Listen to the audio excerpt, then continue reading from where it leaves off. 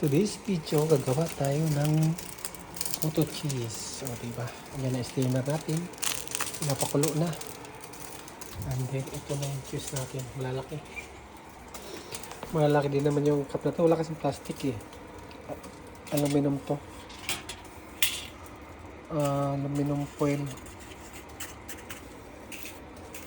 Ayan. Pwede na. Pakulo na lang ng tubig. Let's go! Hindi pa nakulo eh.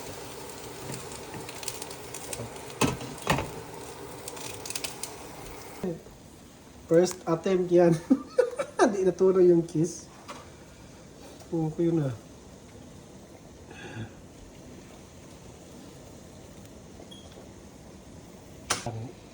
Kinuntihan ko na ng laman. Para hindi umapato apaw.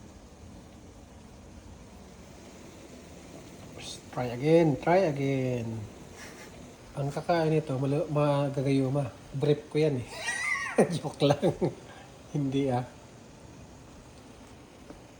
Cute lang steamer ko, diba? Ano naman yun? 6 na yung laman, 7. Medyo okay na siya. Diba? Makapal lang cheese kaya dadag milk.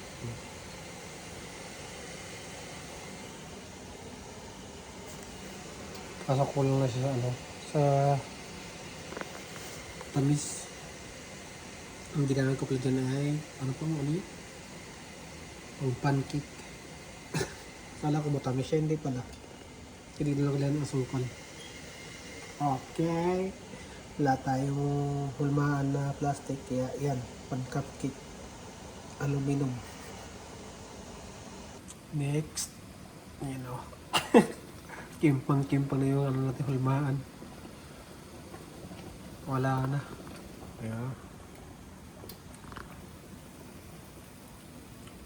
Ayan, salang na natin to.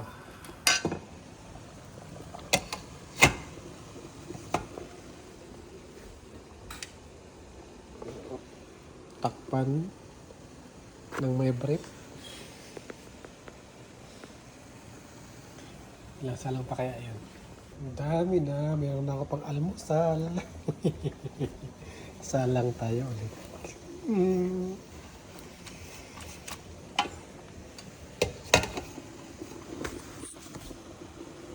Takpan natin ang pantagit na may brief. Oops. Diba? May cheese pa tayo. Siguro isang salang na lang to. Konti na lang yan eh. Tapos makakaligaw na tayo. O makapaghapunan na. Diba?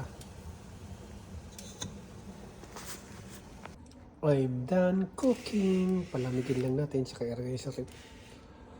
Mayroon tayo pang almusal paghapunan bukas. Libre na.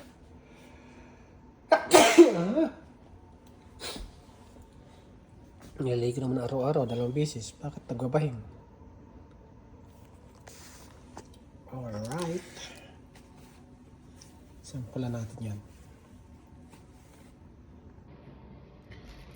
Sample. Malainit. Dito tayo sa malamig-lamig.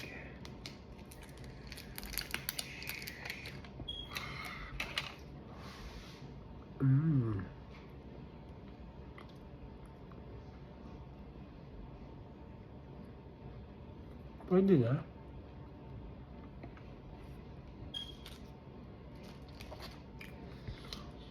Pwede siya sa labat. Ayos.